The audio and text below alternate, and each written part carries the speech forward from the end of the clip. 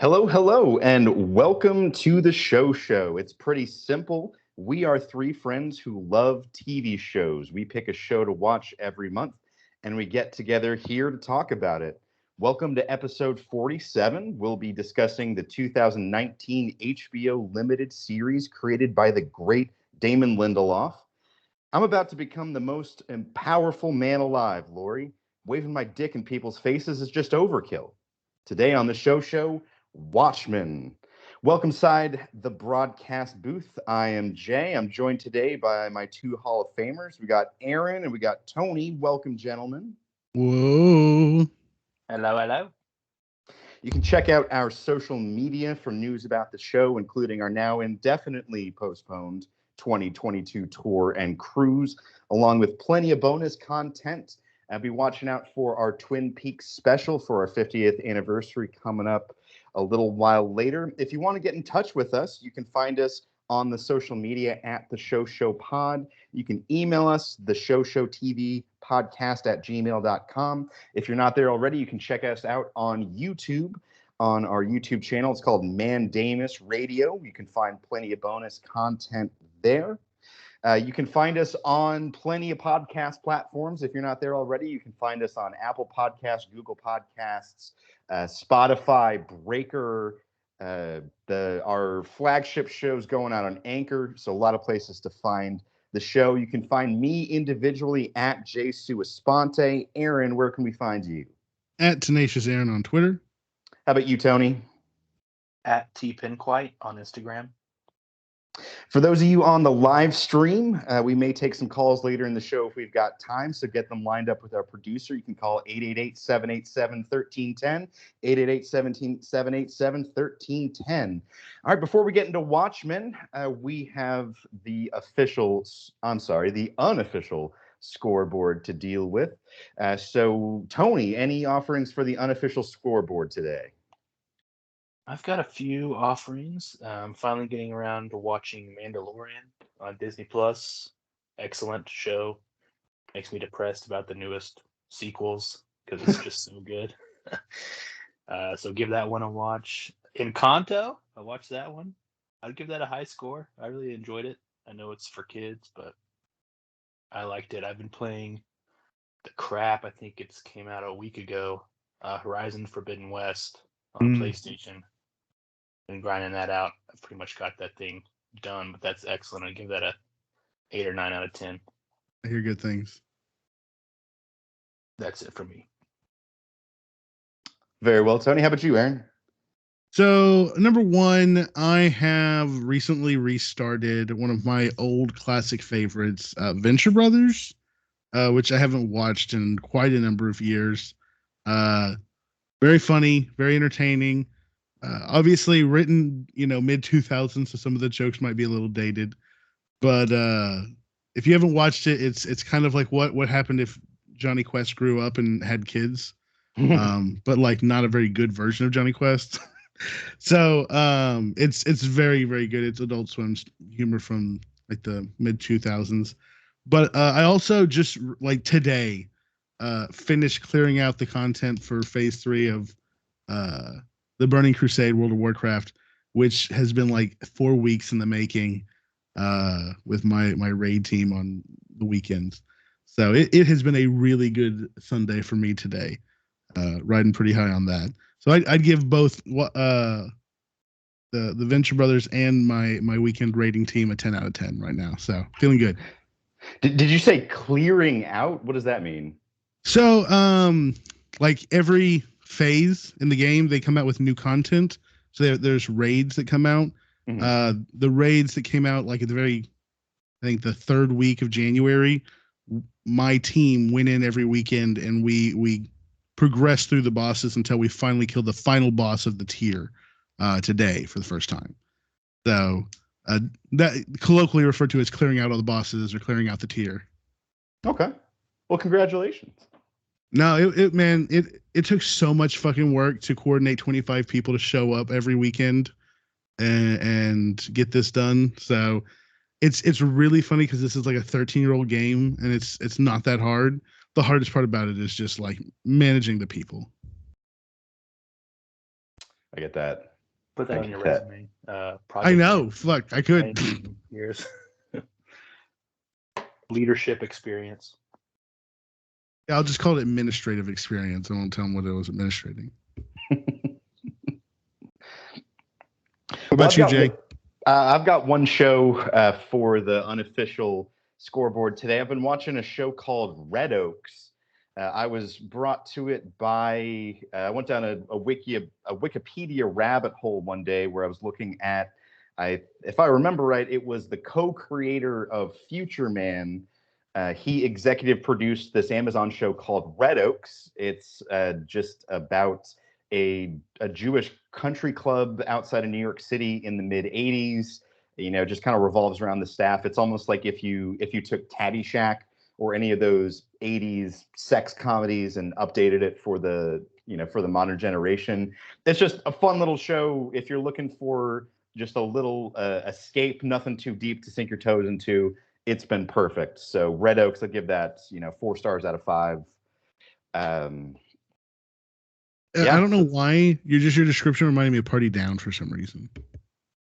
Yeah, there's a lot of that. It's kind of similar in that the characters are all, for the most part, staff at this country club, and they're dreaming of bigger things, but passing the time at their job, shooting the shits, during the stuff. So yeah, there's some crossover with Party Down there, definitely. Have you guys seen that they're doing a Party Down revival? I'm excited. I'm curious because I really enjoyed Party Down. Mm-hmm. Also, want your thoughts on the quasi controversy surrounding the reboot of Futurama?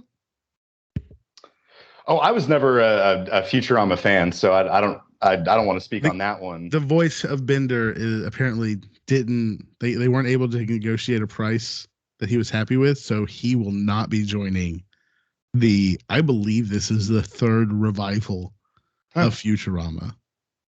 It's like the main character, right? He's one of the 3. Yeah, he's apparently trying to get social pressure to get them to pay him more money. Well, good luck. Yeah, power to him. I would rather watch it with him in it than not. Yeah. Well, we've gathered here today to watch, or not watch, but discuss the 2019 HBO series Watchmen. This was a Tony pick, so I'm going to give it over to our boy Tony to take it away. All right, well, I'll cheat and read the Wikipedia synopsis to kind of buffer us in, but this is a television series based on the celebrated graphic novel by Alan Moore and Dave Gibbons. Takes place in Tulsa 34 years after the original. We basically follow the story of there's a white supremacist attack on the police department, which kind of leads to laws being passed where cops can also wear masks in this future. And one of these cops, who I'd call the main character, Angela Abar, adopts a secret identity of Sister Night, and she's trying to face these white supremacists who call themselves the 7th Cavalry, I think. I just watched it, so I should remember. But we follow Angela basically along this story. There's a lot of subplots and stuff, but I don't know. I don't want to say too much of it at the beginning. I feel like we can just talk about it. It does bring back characters from the graphic novel, Vite, Silk Spectre. There's new, I guess not superheroes, but masked vigilantes. And we kind of follow them as they uncover this plot, the 7th Cavalry's plot. What are they planning? It leads it right up to the end of the season. And spoiler alert, Dr. Manhattan makes an appearance. So there's a proffer to lead us into some conversations. So our inciting incident at the end of the first episode, at least, is that the chief of police in Tulsa, played by Don Johnson, is found lynched, and the investigation, sort of headed up by Angela Abar, also known as Sister Night, her vigilante alter ego. We follow her as she uncovers her own past, her family's past, and the connections of the police department to the white supremacist organization. Now, did you guys have much experience with either the Watchmen film or the graphic novel or any of this franchise before this show? seen the movie, which I believe is different. Like it has a different ending to the graphic novel, and this show follows the graphic novel's ending. So I've seen that, and then halfway through, I started watching the visual novel, which I believe Aaron watched the whole thing, but I only made it about halfway through, and then I finished the show. So probably when I was like 17 or 18, I read through the comic, and then I think shortly thereafter, or right around that same time, the movie came out, because I remember kind of discussing the difference between like the movie. Adrian blames the whole thing on Dr. Manhattan, blue explosions everywhere rather than squids. And the comic, he orchestrates kind of this genius subplot where they basically teleport in a giant squid into New York, and it kills 3 million people. And the world, which was on the verge of nuclear holocaust, calms down and refocuses their concerns at the squids. Um, this I will say that having watched the full motion comic right before watching through the show, I believe radically affected my interpretation of the show. Yeah, can you elaborate a little bit more on that? Like how did that color your experience of the show? So first and foremost, and again, up until episode like 7, I was just very, very intrigued and interested and drawn in by the show. The quality and production and crafting of the show is really good. The ending really kind of took a dump on the bed for me, because it started to violate some canon. Dr. Manhattan can't die, and I kind of had a real problem with the ending with Dr. Manhattan dying. Mm-hmm. But with it, when I was watching it, the moral complexity of the comic book becomes a lot more apparent because of the morals of Rorschach. Rorschach's morals in the show, or in the comic book, are very, very unique. Like he's definitely kind of on the more right wing kind of fascist mentality, but also at the same time very much important to law, like not law and order, but like, taking care of people who are beaten, who are the underdogs, taking care of like um those who can't take care of themselves. He had a moral ethic, even if he was willing to kill people to save people. There is a little bit of a moral quandary there. Also, he has the truth. At the end, he knows that Adrian Veidt killed 3 million people, and he's not going to cover that up at the end of the comic. And so he's like, I'm going to go tell the world. And Dr. Manhattan kills him, saying, we shouldn't let you tell the world, because if you do, it just puts the world back at a nuclear standoff. This is a better outcome. But before that, Rorschach had mailed his journal, which basically already kind of laid out the whole story, to a kind of right wing newspaper, which is kind of discussed throughout the comic. And so the morality of, hey, Rorschach crosses the line, moral wise, but also has the truth, versus those who want to try and keep the peace, but also are perpetrating a giant lie, creates a much more complex moral situation. When we start the show, I thought that's where they were going with the 7th Cavalry, the racist, having the truth, and that being the moral conflict, and then the government perpetrating the lie, knowing that Adrian was behind it, but keeping it covered up so that they can keep the peace. But it's like that none of that fucking mattered at all.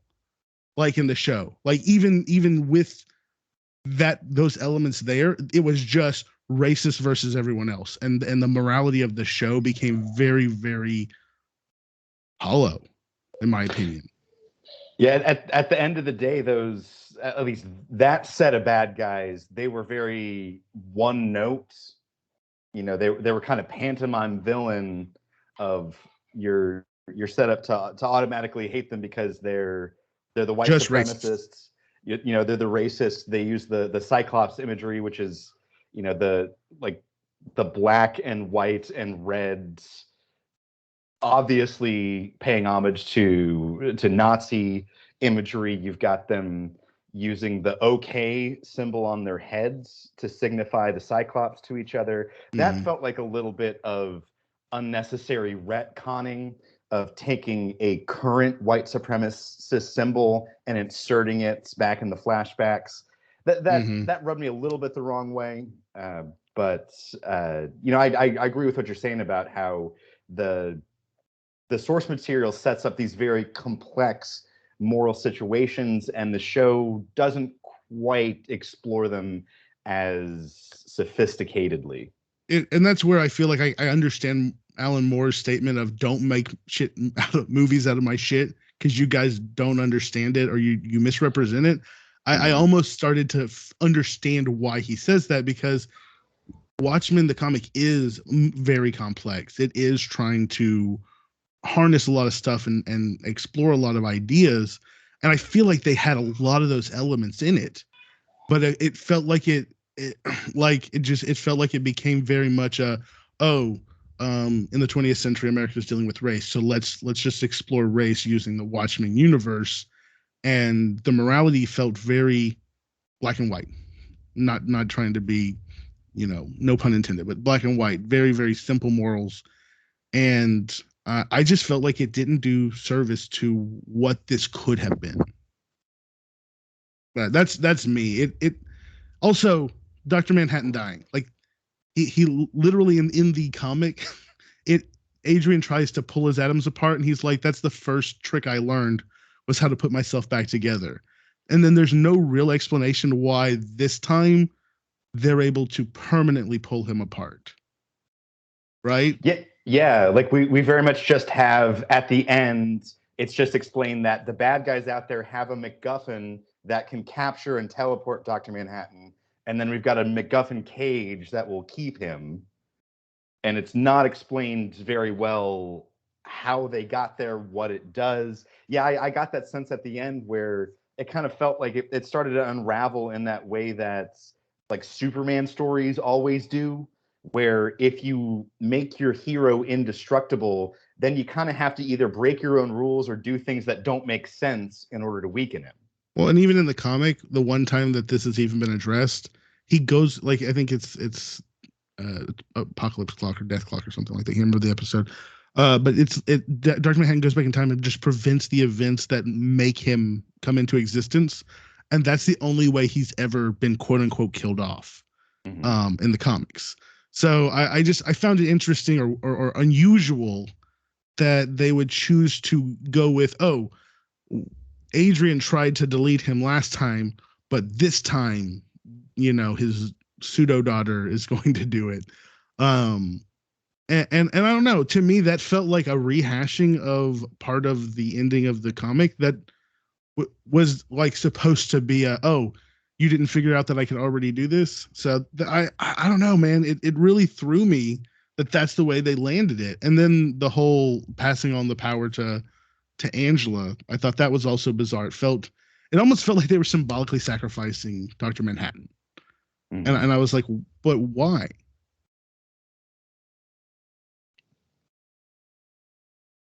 Like as somebody who wasn't really at all familiar with the source material, it did lead to an ending with stakes. You know, the building up to a finale where the bad guys are trying to take and use the powers of someone you know to be the being with unlimited power. You know, that set up a good climax. But like I think your points are absolutely valid, that once you start to think through that, it starts to disintegrate a little bit.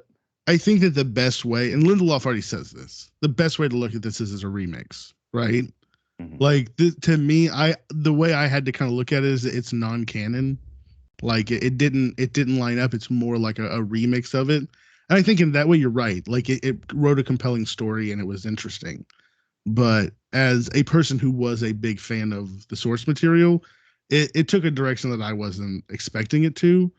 And I felt like it underperformed. Like also like Night Owl. Like they just didn't explain why Laurie didn't continue on with Night Owl like she did at the end of the, I believe, movie and comic, right? Like she just was with the FBI. So I don't know. Like I felt like there was just some disjointed parts with tying it back. It was just like they used the pieces. Sounds like maybe it could have been better. Like maybe some superhero movies too. They start off, or pretty much all Marvel movies these days, they start off kind of like smaller, and I'm not gonna say normal or grounded, but it's like small stakes or small powers, and then they at the end they kind of just like it turned into a big CG battle. That's not what happened here, but maybe it would have been better if it was just stopping that guy from becoming president or whatever, and stopping the Seventh Cavalry instead of basically preventing a new Dr. Manhattan Truth or whatever she was going to call herself. Maybe it would have been better served if it was smaller stakes. This came out in 2019. That's the year they keep referencing, so mm-hmm. I think yeah, I'm looking at it right now, October 2019. I want to say we also have to kind of think about the world. Then this is also pre-George Floyd, right? I feel like post-George Floyd things shift a lot, and at the time, I feel like I remember Watchmen being hailed as one of those shows that was, tackling racial topics in a way that people hadn't in the past. I think that the fact that it starts with the Tulsa riots was like a really powerful thing to start with. I remember from the time there was quite a lot of praise for how they had injected the Tulsa massacre back into the national consciousness in a way that it had really been forgotten. And like you said, this was pre-George Floyd and presages quite a lot of what would happen over the next year in what it has to say about the interactions between police and the people that they're policing. I also really liked how they kind of the things I really liked about the show is the world building in like the Dr. Manhattan booths, everywhere, and people praying to him. Also, the fact that the police get to wear masks, and it was the explanation about like the White Knight makes sense, but also it was a way for them to bring back vigilantes without having vigilantes, right? In the same way that the comedian was on the government payroll, so he wasn't a vigilante, he could still be the comedian. I liked how they kind of took those elements of the world and reincorporated it and made it a place thing, just like how like after 9/11, police departments started using equipment that the military was using after 9/11. So too are the local police using things like the military did in Vietnam. I also really like the Vietnam entire like world, like as the 51st state and the flag, like all that was really, really well done. Like I thought that aspects of the show that blew me away. And that's what I was saying is like it goes up until like the very end where like they're crescendoing. I was like all in on the show. I love it. The production values and like especially the freaking music was awesome. And then the action scenes with like Angela, like I feel like they were so good. Like when what is it? The night where the Seventh Cavalry comes in and murders all the cops. I forget what they call that. The White Knight. Yeah, like just like the action was so good there. It's just like she like pushes him down, she's like running and like sliding, grabbing guns. Like it looked so cool, but it wasn't like super unrealistic either. Just like I thought all of like the gunfights and like physical altercations that didn't involve superheroes was really great.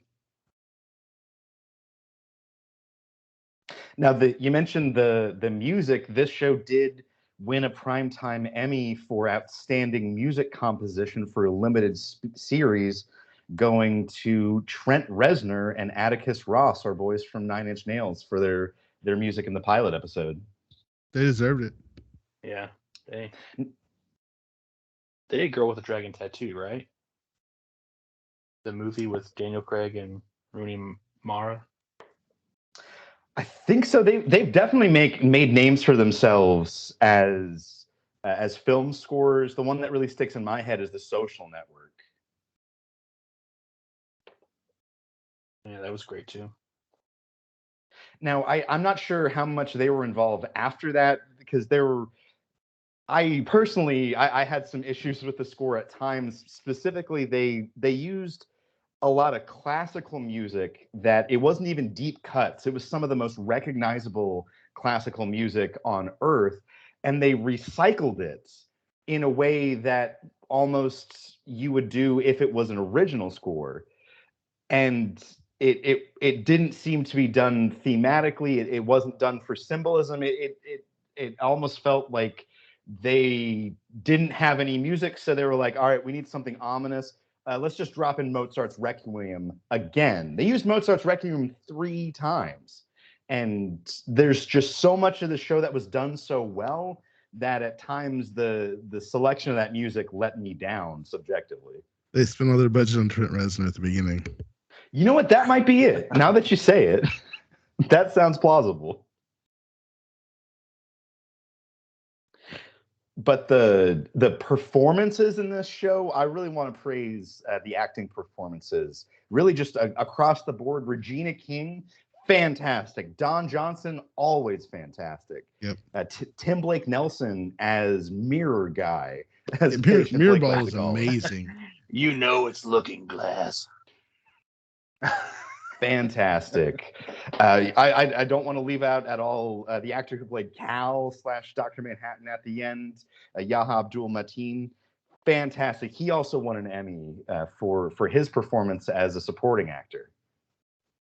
He was great. I'm glad they brought Michael back. I don't know the actor's name, but from Leftovers. That's some great Leftovers alums in there. I was happy to see in the final episode, he had a very small bit part, but the guy selling the newspapers was Bunny from The Wire. Oh, yeah. Really happy to see him. Now, with all these fantastic performances, I do want to call out a little bit the senator, played by James Wolk. His accent was completely unbelievable. Maybe it's because Pan Southern. Yeah, maybe that's because this is where we live, and we know the bullshit when we hear it. But one of the worst folksy Oklahoma accents I've ever heard, and it's such a shame because the best line of the series was his about how his blue dick was unnecessary, and he wasn't good, unfortunately. There were so many great lines in this show. I liked Adrian's line. He's like, you didn't want to be a blue man, so now you're a human or something like that. I thought that was funny. And like right before the waving your dick in front of people's faces quote, he's like, it's right now is a hard time to be a white man in this country. So I think I'll be a blue one or something like that. I was like, oh, there's like a bunch of freaking one-liners in this show. Yeah, I really like that. I've got a nose for white supremacy and he smells like bleach. That one was pretty good. And then it was men who end up hanging from trees with secret compartments in their closets tend to think of themselves as good guys. Yeah. I thought that the nostalgia episode was brilliantly done. Very, very cool. Very, very cool visuals.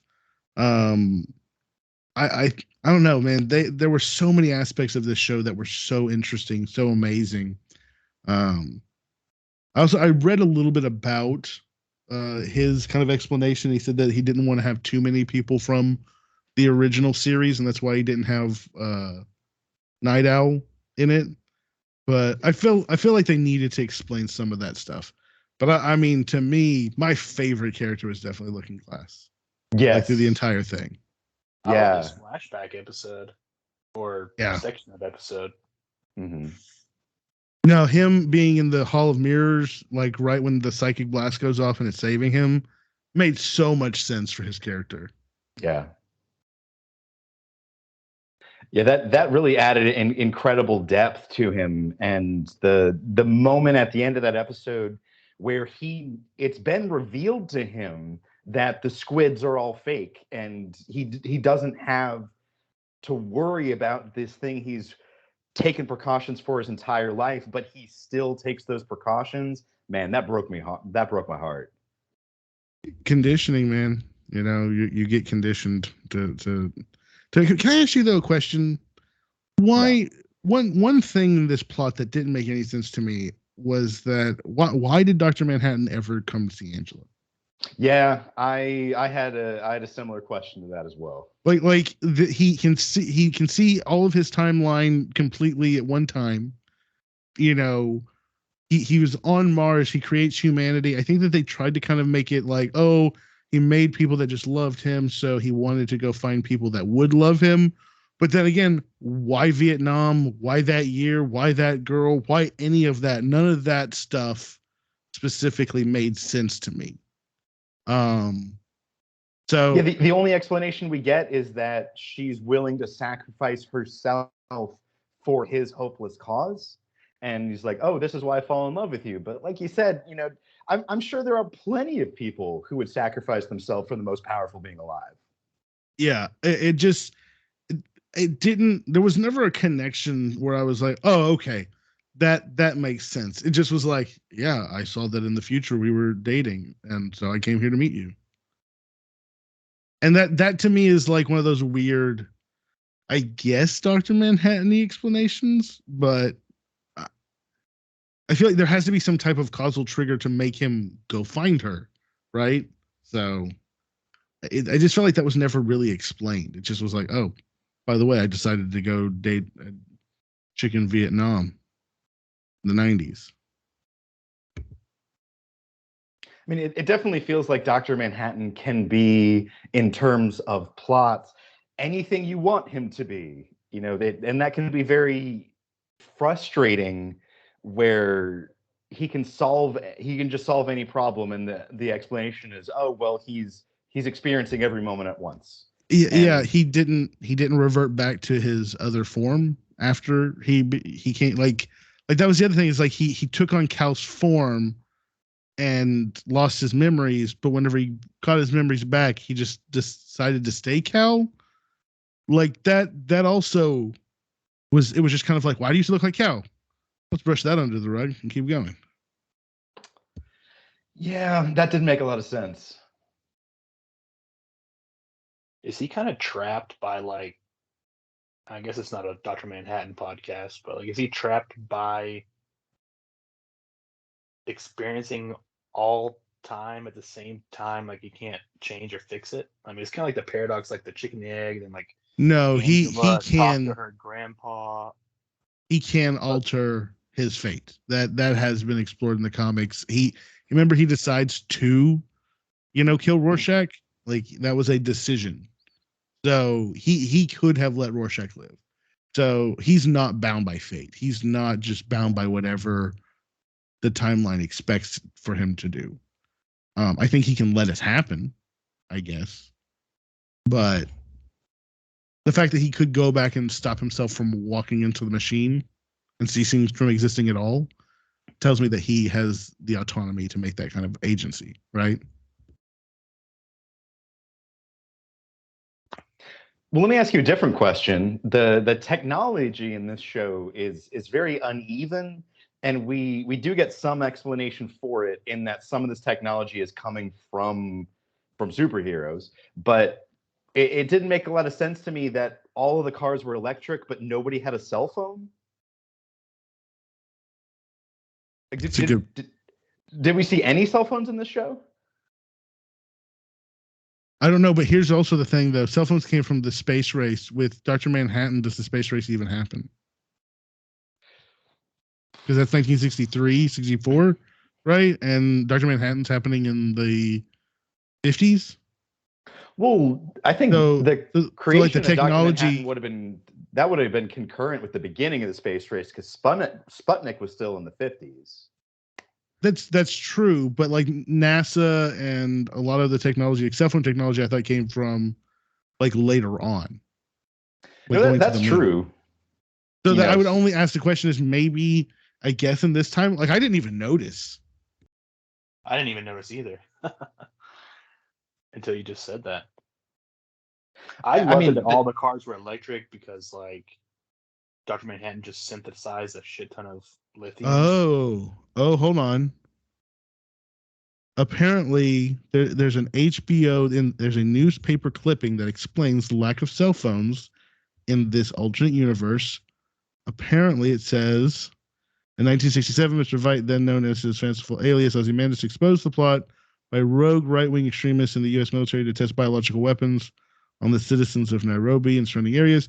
Apparently, for the public, she says, for a public beset and traumatized by the catastrophes and suddenly wary of technology, it led to a Luddite behavior in the 90s that crippled and destroyed the entire industry.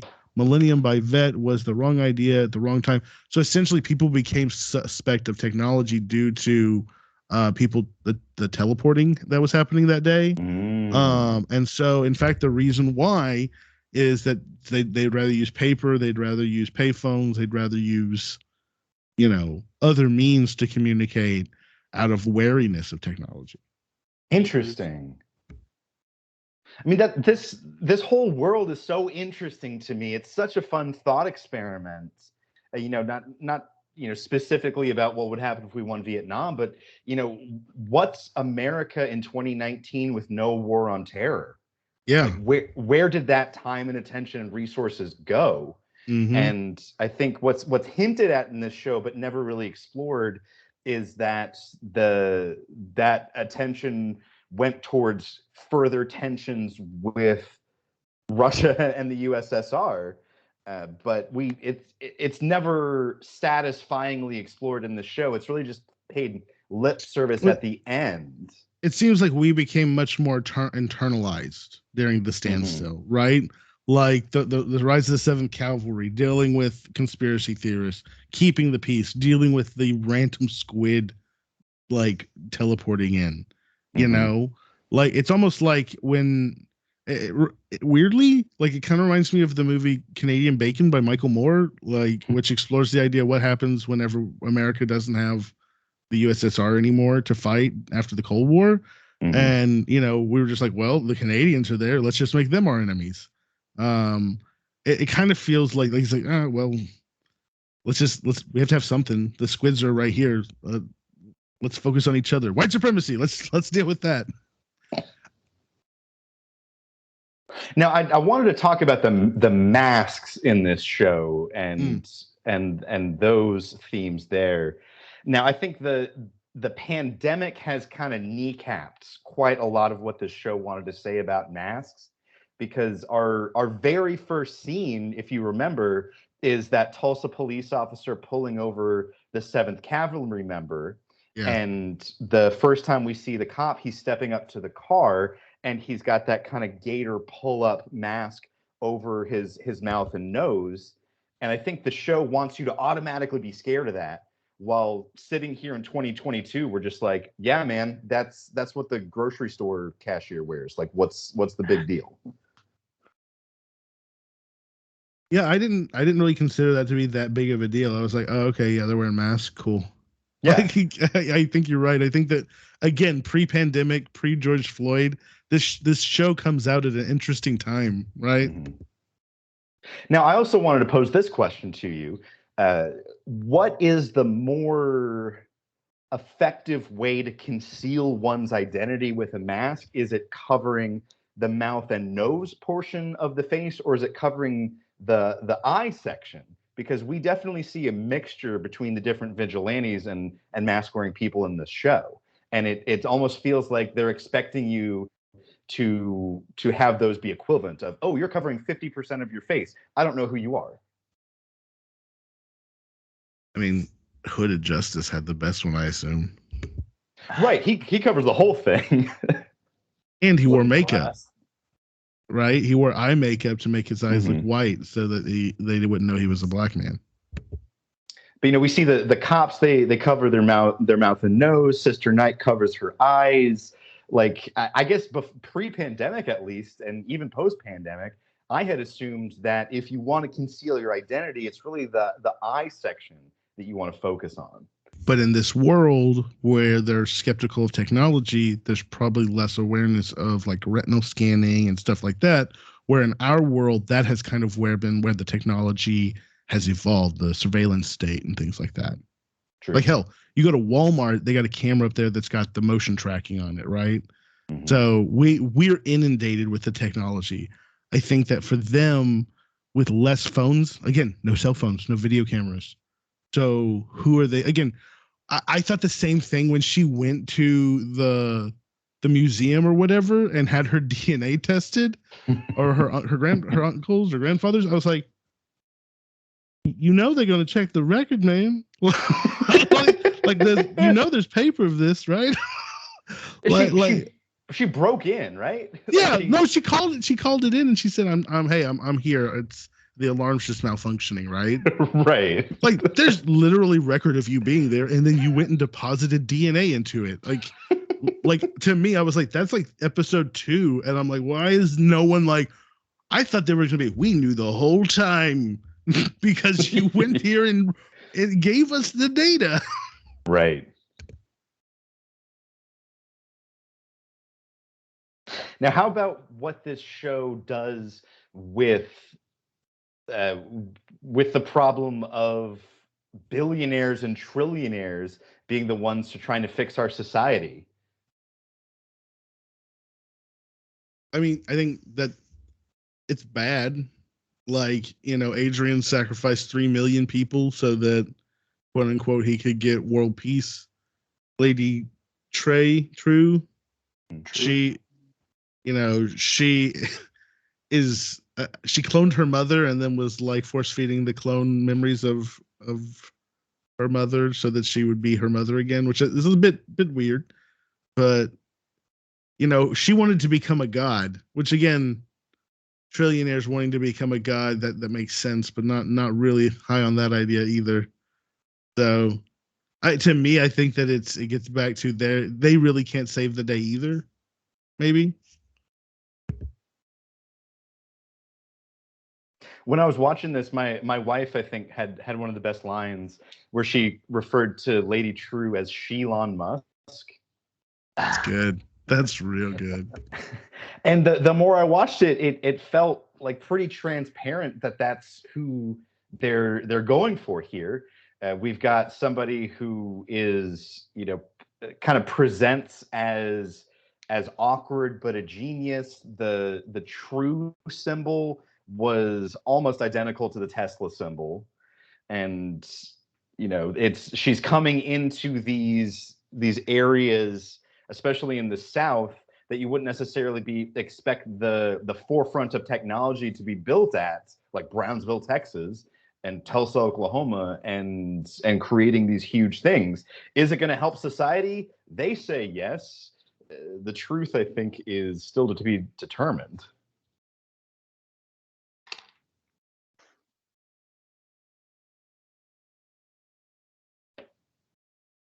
But that's one of the reasons why I feel like this show, I think, very well takes up the mantle of the original comic, in that the original was a satire of 80s Cold War anxieties, while this show does very much the same thing for 2019, dealing with race, with inequality, with the policing and where our country has taken our heroes and who are our villains. I think it deals with all those issues in a very interesting way. I would agree. I just think that where it falls down is that it picks the answer for you, right? Like, it tells you who the good guys are, who's right, and I think that that's the problem I have, is that, and I think that that's where a lot of the major criticism, where they called it a social justice warrior show, is that it doesn't leave open any moral evaluation for the viewer. It doesn't leave open any characters that are bad that you like Rorschach. Like, I like rewatching the comic or reading the comic. Like, Rorschach is a person that, like, to an extent, what he goes through and what it takes to make him, you understand why he's as fucked as he is. And I feel like that's the problem here, is that you don't get anyone else's story except for Angela's and her family's. And because of that, there's only one morality. There's only one moral answer. There's only one side. And I think that that's where this show just stumbles for me, is that you're right. It, in the sense of distilling the feeling and the anxiousness of 2019 and the racial tension that is in America at this time, they nail it. I just feel that they do a disservice by making it so this is the way it is, and not giving the world some level of moral grayness.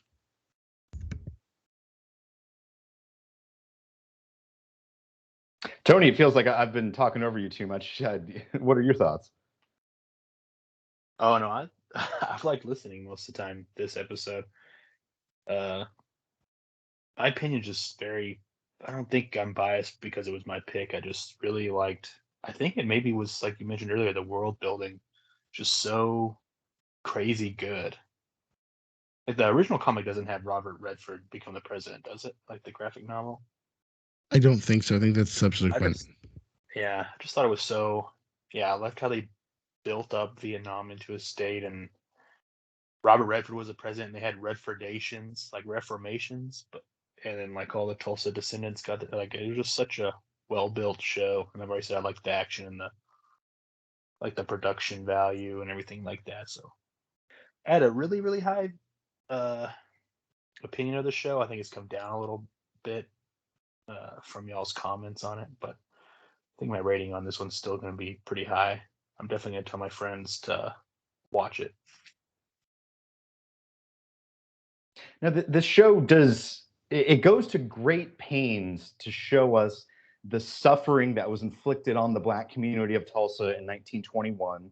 It goes to great pains to make sure that we understand that those people are still continuing to deal with setbacks caused by racism and then perpetrated by continuing racism. So you think that they would maybe use the show to right some of those wrongs and maybe film the show in Tulsa, employ some of those people who might or be descendants of people affected by this disaster? Did they do that? Of course not. They filmed this show in Atlanta.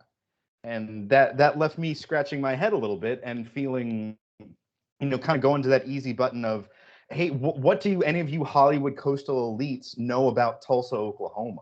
What do you know about the tensions and the of living here and the realities of daily life? You come in here preaching to us.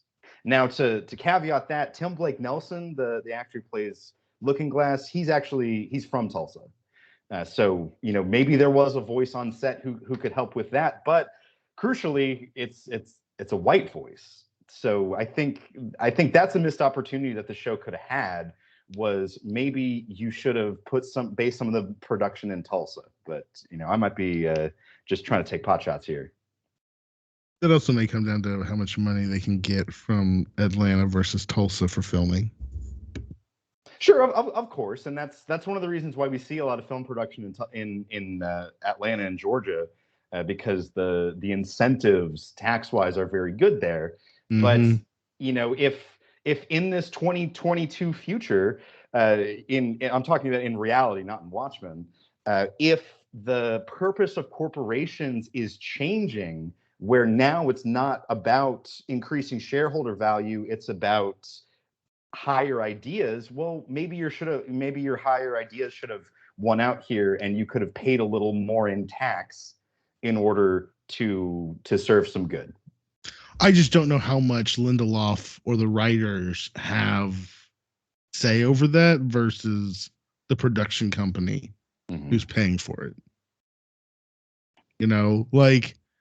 Fair point, but there's also a difference between the guy who self-publishes a book and gets, I guess, people in his neighborhood to print it out, and the guy who gets a publisher to publish it for him, and they farm it out to the cheapest print job out there. True. Now, speaking of Damon Lindelof, I'm a big fan of his work. Leftovers, Lost, all the way back to Nash Bridges. Some of the greatest television that's I think, in my opinion, ever been made. Yeah, but also Cowboys and Aliens.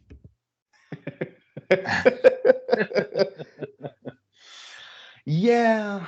True. Like I love Prometheus. I love Star Trek Into Darkness. But when I saw Cowboys and Aliens, I kind of scratched my head. I was like, really? Actually, there's a really funny thing. Was it Lin-Manuel Miranda? Apparently, as a joke back a long time ago, he put on his IMDb that he wrote like something with some friends in like 1998. It was like a movie, and it was before like IMDb made you verify everything. But now he can't get him to take it off, so he has just this like credit for a movie that he made when he was like 18 with his friends like at a sleepover. That's kind of dystopian. It is kind of like you can't get rid of it after it's just like jokingly added to your resume. Man, because if someday all of you future archaeologists who dig up this recording and listen to it, if you ever find the film that I made when I was in 10th grade, I made my own James Bond movie called Enigma.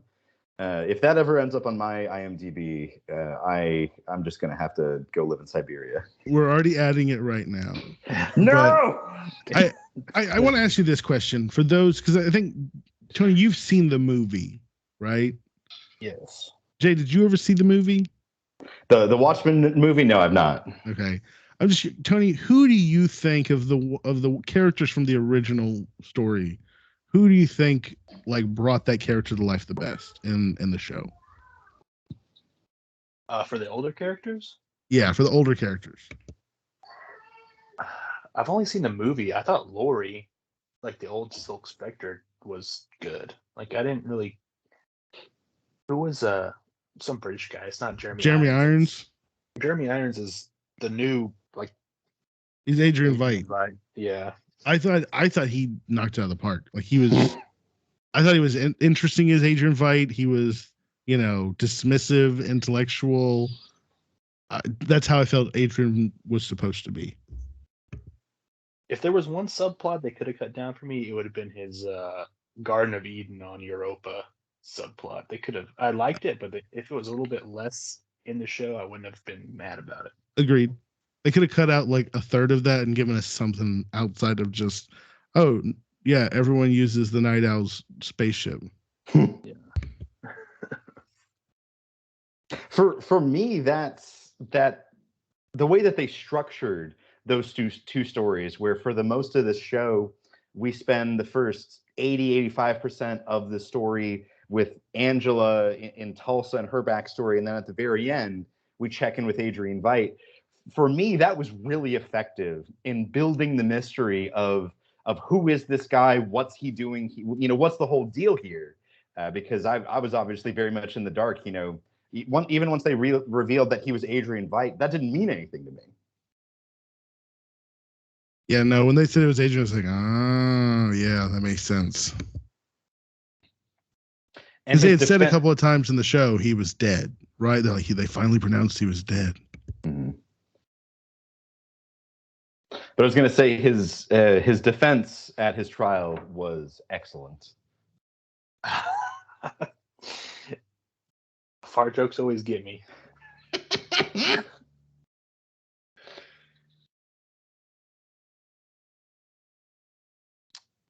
What can I say? I like the show a lot. I like shows where, and I feel like shows an example where almost all the characters are competent at what they do. And I'm tired of there being freaking like idiot characters that just are always constantly screwing up or making dumb choices and stuff. I like it when just like everyone's competing against each other, but they're all making the right choices for themselves, like smart choices. So more Looking Glass, less Petey. Yeah. Petey, I thought he was going to do, like, he was obviously the little squid dude that slid down the gutter, right? I thought they were going to reveal that at some point, but they kind of dropped that. I'm sorry, what? Is Petey her little Agent Blake's sidekick? Yeah, but what was about the squid slipping down? Remember Angela goes to destroy the evidence. She throws it on like a barge or a truck passing, and there's this dude in this like all silver suit, and he like sprays cooking oil all over himself and slides into a gutter when she's chasing him. Oh, I forgot about that. Like a little squid. I was like 99% sure that was Petey, and that was going to come back like he was helping her in that way, helping Agent Blake. But then we only ever see him again like on a 3-second phone call when he's confronting the chief's wife, sheriff's wife.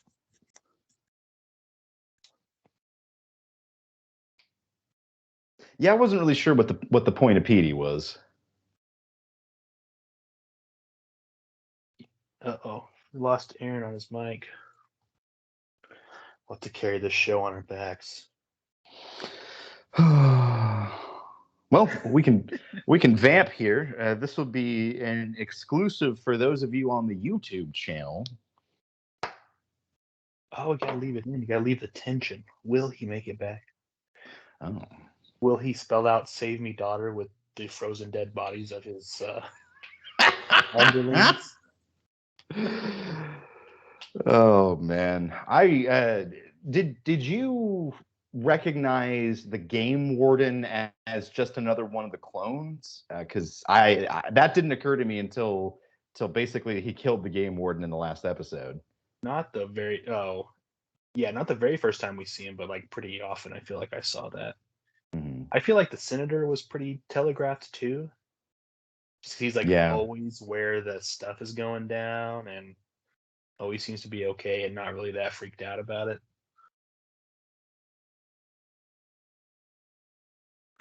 Well, I think we might have Aaron back. Maybe not. The prodigal son return. Oh. 1 second, though. My microphone messed up. I apologize. Our scores of fans will never forgive you.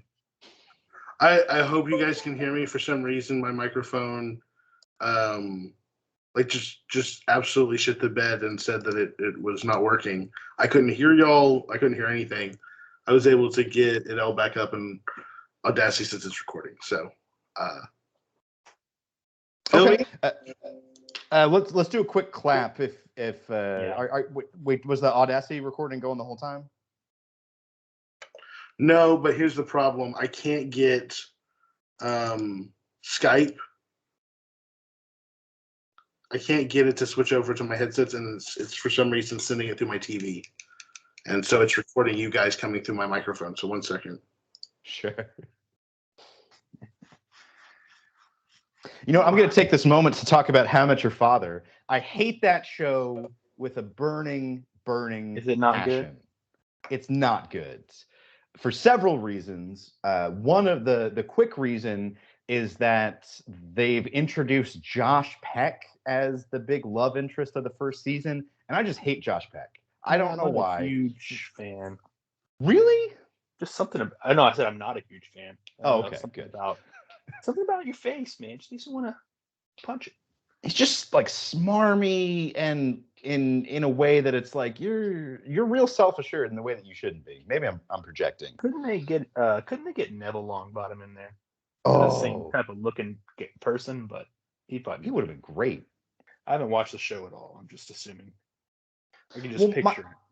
My biggest complaint is that in the first episode, they actually set it up in a way that they imply that the father is one of the characters you meet in that episode. Like they really limit it to who the father's going to be in a way that the original series did not. You know, the original series is very open-ended to, anybody could be the mother. I am back, and I've got everything fixed. So if you want to do a clap, I'm sorry about that. Oh, no worries. All right, I'm going to do a clap. 3, 2, 1, clap. 3, 2. Oops. Oh, sorry. Let me try this again.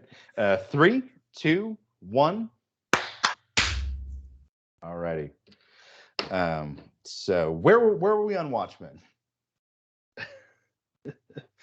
I think that how Adrian's little subplot kind of wasn't doing it for me and Aaron. I think I don't remember much after that. It just meandered too long.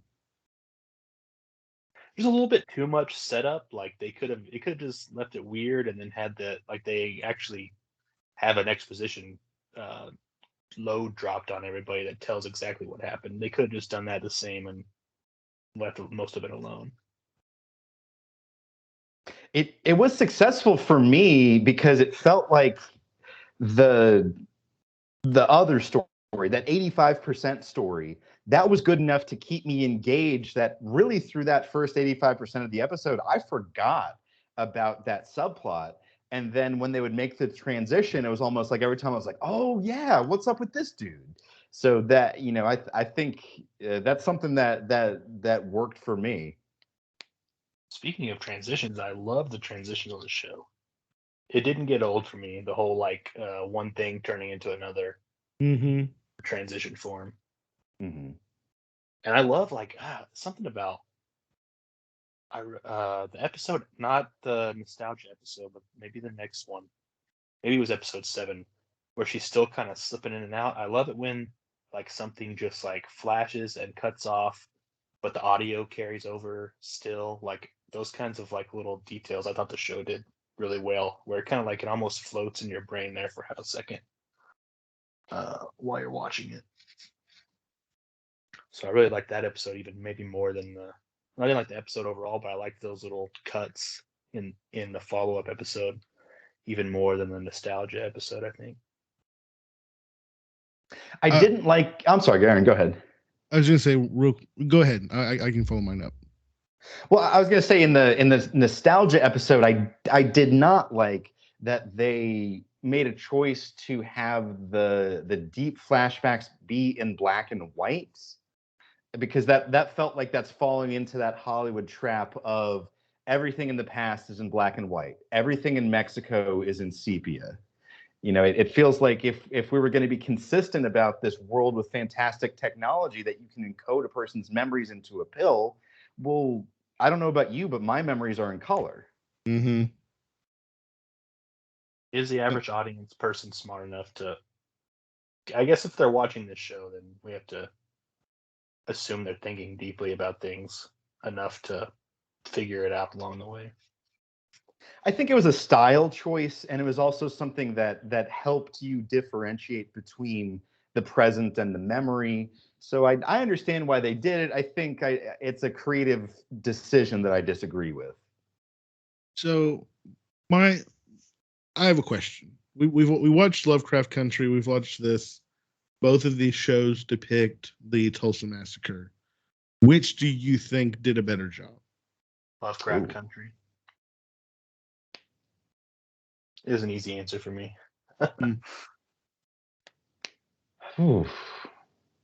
I think I would say maybe it's just recency bias, but I think that the totality of the horror was better expressed by this show. Maybe it was just that the inclusion of having a plane fly over and drop bombs on these people just really was quite affecting. What did you think, Aaron? There were bombs in Lovecraft Country because I remember seeing the little plane dropping fire bombs on the town. But the intensity, I think, was captured better by Watchmen, only because it felt very frantic, right? Mm-hmm. Whereas when we were running through it with our characters in Lovecraft Country, they were on a mission. It was just the setting, right? They were there to get something. Mm-hmm. So that felt, the Tulsa Massacre felt more ancillary to the story, whereas there I felt like you were supposed to feel it in Watchmen, right? The little boy being shoved into the crate, the car running out the town, it being shot at, him dodging the bullets in the crate, and then looking out, just to see what happens, and then exploding. Like all that, the intensity of all that, I felt was captured very well by Watchmen. This show, in that scene and in some others, it does something that affected me, and I'll admit this is pure subjective opinion here, but I'm the father of a little one, and especially after he came around, I'm affected much more about depictions of suffering and cruelty inflicted on children, and especially infants. And in that opening scene in the Tulsa Massacre, we see someone cradling a dead infant. We're following with this child as he's making this runaway scrape out, and then later on in the Jeremy Irons subplot, where he's fishing the embryos out of the lake. Those are obviously not actual children, but it's still baby and infant like, and that's something that was too far for me. It felt exploitative to a degree that felt unnecessary. But again, that's just pure subjectivity for me. I don't find it unnecessary. Again, I don't have a child, but I feel like with those type of events, I think those types of scenes are necessary because of how sheltered we are, because of how much of history and how much of the horror of human history we kind of retcon and kind of make easier. I think like with regards to like the Tennessee school board banning mouse, and their reasoning was because of nudity and things like that. And that's to me, I found their explanation to be bullshit. And I feel like there are certain things that are uncomfortable that we as a society do need to subject ourselves to sometimes so that we can truly understand the gravity. That's the truth of the Tulsa massacre, is that that does happen. There are horrible people who did kill children, right? Mm-hmm. Like you go back and you read history, and in Western civilization pre-Christian era, infanticide was a reality of the world, Mm-hmm. right? It was normal, and we are so disconnected from our history and from things like that, that I feel like these little moments, it's good to have these little moments that kind of jar us a little bit, because it breaks our illusion of how things can be. To me, that's where it made it feel real, right? Yeah, it's a little grotesque, but also so is that. It's kind of like in Saving Private Ryan, right, where the guy like is telling something to the guy over his shoulder, and then he turns back and the guy's face is gone. Mm-hmm. Like that's grotesque, but that's also probably exactly what happened to some people in the war, right? Yeah, that's valid, absolutely. And like thinking through this point made me think back to other pieces of Damon Lindelof's work, and I think there's a bit of a pattern here that, especially at the start of the show, when he needs to bring you on his side, he'll threaten a child or even specifically an infant. If we think about The Leftovers, the very first scene of the show where they demonstrating the sudden departure for us, who are we with? We're with a young mom struggling to deal with her baby, and then the baby disappears. In Lost, we spend so much of those early seasons dealing with pregnant Claire and then her baby, and then we're all concerned about the others wanting to get the baby throughout the rest of the show. So I think that's something that a little bit tarnished Mr. Lindelof's oeuvre, in my opinion, is that I think he goes to this infant well a little too often. Now, what you're saying about why it's here, absolutely valid in this show. No, and that's fair. I think also it's an easy thing for most, like you're saying, it's easy to rally people around protecting our children, Mm-hmm. right? Like it's even used in politics. You gotta save the kids. Like Mm-hmm. that has been a easy like target. So I think in regards to writing, you're gonna write, oh, I need everybody just to be sympathetic of this person. What can I do? Oh, they were beaten as a child. Oh, okay, you feel more sympathetic towards them. Hell, I mean Rorschach. That's one of the things I feel like makes Rorschach more interesting as a character is his upbringing is horrid, right? And it's not his fault. Shitty conditions, poor upbringing, it affected who he was, but he was trying to do good things. He was trying to help people. So to me, that's where I find it interesting to kind of explore some of these more moral gray areas.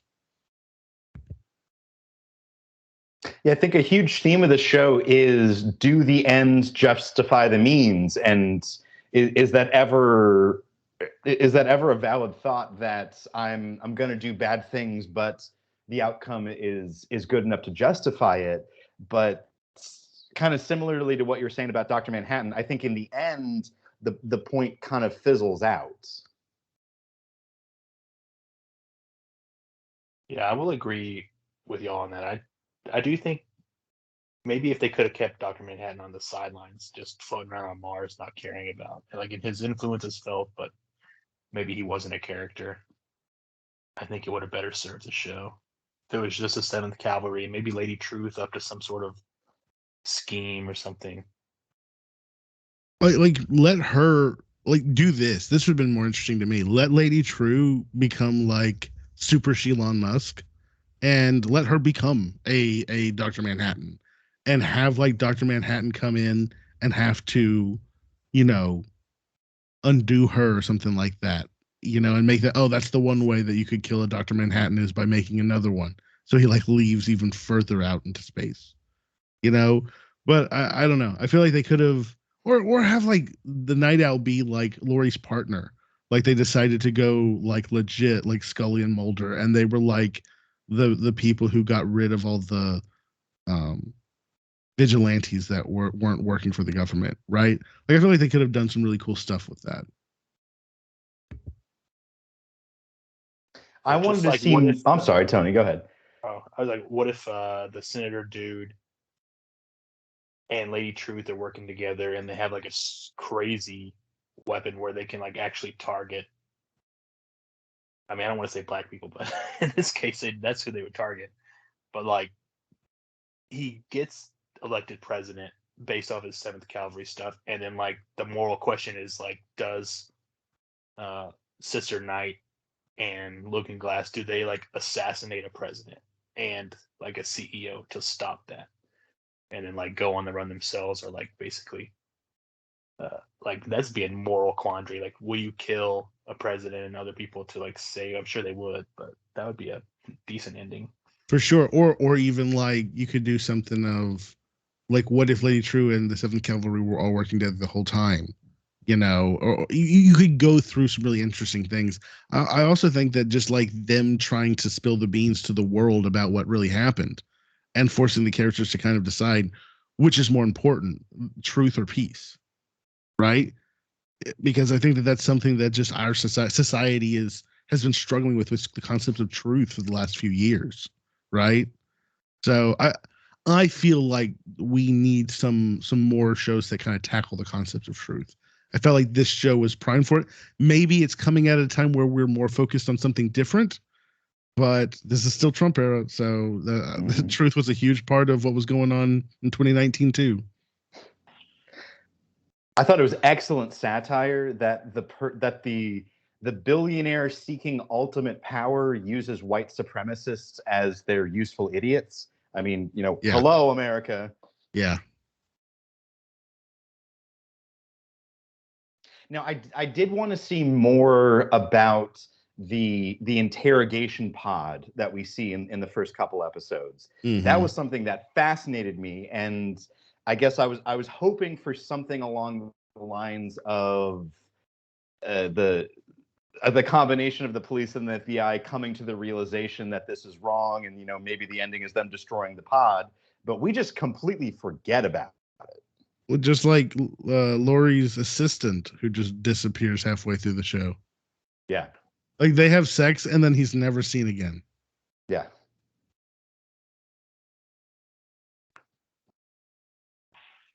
All right, on that awkward pause, I'll have to say that I think I extended the recording time on my garage band, so we might have to do another clap. But I wasn't talking in there, so I don't think we lost anything. All right, let's do a quick clap then. I'll count you down. 3, 2, 1. Are we ready to do some scores? Let's do some scores, and I'm gonna let Tony lead off on this one. This was your pick, so give us a rating for Watchmen. Well, it might be biased, and I know I've given some pretext that it was going to be pretty high. I think I'm going to have to give it an 8.5. I just really, really enjoyed this show, so giving it a high score. 8.5 big blue dongs out of 10. 8.5 big blue dongs. You know what? I am going to agree with you, Tony. This is an 8.5. This is a show that I just enjoyed immensely as a piece of entertainment. It made me think. It made me wonder more about this world and wonder about what it has to say about my own world. So there's a lot of great stuff in here. There's some things I subjectively didn't like. So I think 8.5 that's a good representation. How about you, Aaron? I spent 2 days I think Christy would describe it as incessantly bitching about the ending. And arguing with the philosophy, the canon, doing research on things that have happened in the Watchmen / DC universe.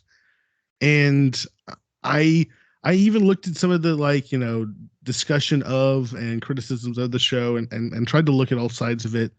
But I came to the conclusion that I saw this as really, really well done fan fiction. I wouldn't see it as canon. I wouldn't if you're interested in the Watchmen comic, this is not a good extension of it because I think it breaks too many of the foundational elements of the story.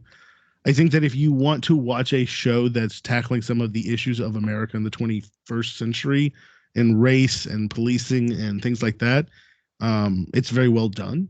I think that the world building was phenomenal, but that there was an objective with the show. There was a political narrative. There was a goal to address, and I feel like that in and of itself also kind of undermines the concept of Watchmen. And so for those reasons, I give it a 4. The production, the writing, the world building got it to 4, and then the sacrificing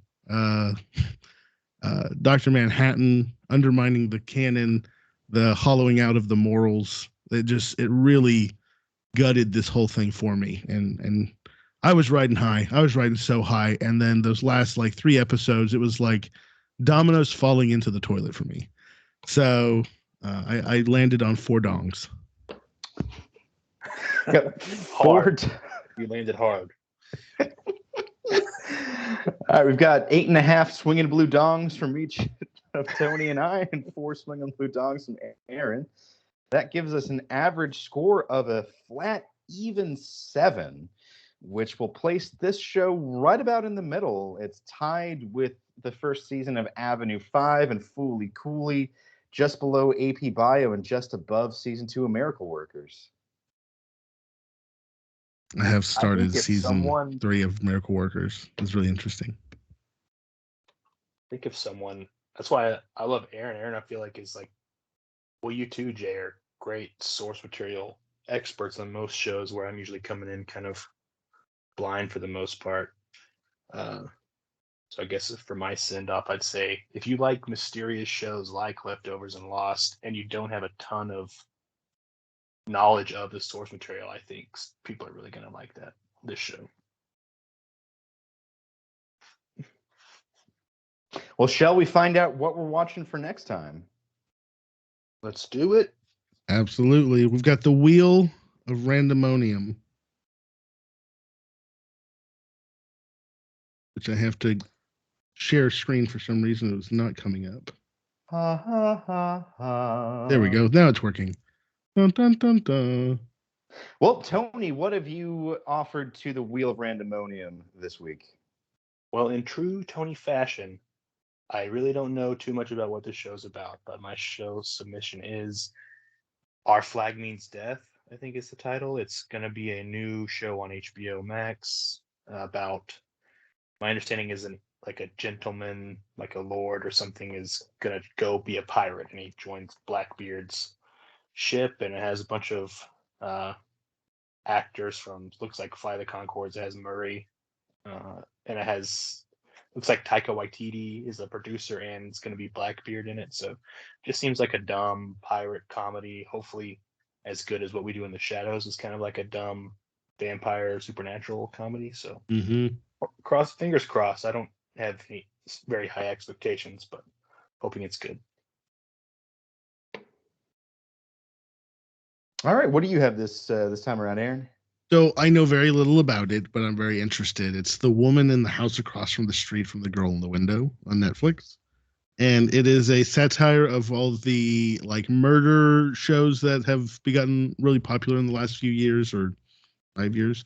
But it has Kristen Bell in it. It's supposed to be funny. I'm really curious about it. It's gotten some interesting remarks from some friends of mine who've watched it. So I'm excited to kind of see if it catches me off guard. All right. Well, continuing our murder and death theme of the day, I have offered Only Murders in the Building. It's a Hulu original series. From the little I know, it's Martin Short, Steve Martin, and Selena Gomez as neighbors and friends who have a true crime podcast and then get wrapped up in a potential murder in their real lives. I've heard it's good, don't know anything about it, but I love Steve Martin, Martin Short, and separately, I also love Selena Gomez. So I'm excited for that combination. What was that, Tony? No, it was a stupid. I said you love Selena Gomez in a different way. Well, you know. Alrighty. Spin that wheel.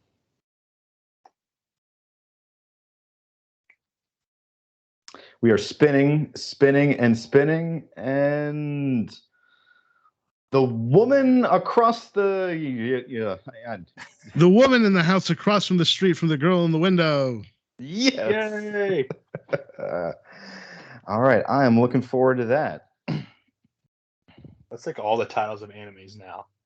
Like I was just a housekeeper, but then I got reincarnated in a fantasy world as a shit shoveler. So I think, Tony, in the future, try and pick out one of these reincarnated animes for us to watch and put on the list, because I know that this has been where the anime meta has kind of shifted in the last few years. Like this is like one of the new subgenres that is really, really popping. And I find this to be really, really weird. And I'd love to get Jay's take on something as bizarro as this. If we, man, you really have to have watched a lot of animes, but Konosuba, which is I think a shortening of like Konosuba Rashi, something like that, is like a hilarious parody of all the other. They're called isekai, I think, because I think sekai is world, and I guess isekai is like another world, I guess. But well, I know like a lot of people have keep recommending the time I was reincarnated as a slime. Oh yeah, that's good. That one's, I'd say that's like half slice of life. That one's actually pretty long. ReZero is amazing, but that one is like dark and depressing. So if you want that, I think that would be a good one. But like for fun, a fun time, I think Konosuba is hilarious, but it does like make fun of a lot of tropes, like anime tropes. So I feel like you might have to have us. I bet we have a good enough background where that would be a fun one to watch. I think it's got 2 seasons. Very good. Well, we will be back at you next time talking about the woman in the house across the street from the girl in the window. If you're going to be following us along for our Twin Peaks special, also be watching those peaks. Like I said at the beginning, be watching out for our social media. You can find us at the Show Pod, the Show TV podcast at gmail.com, Mandamus Radio on YouTube. Big thanks to my 2 co-hosts, Aaron and Tony, for joining me today. You're welcome, sir. Big thanks to our executive producer, Dick Wolf. I also forgot to let Tony speak right there. Sorry, Tony. Oh, I just said thank you. Oh, well, you're very welcome. And we will be seeing all of you next time on the Show.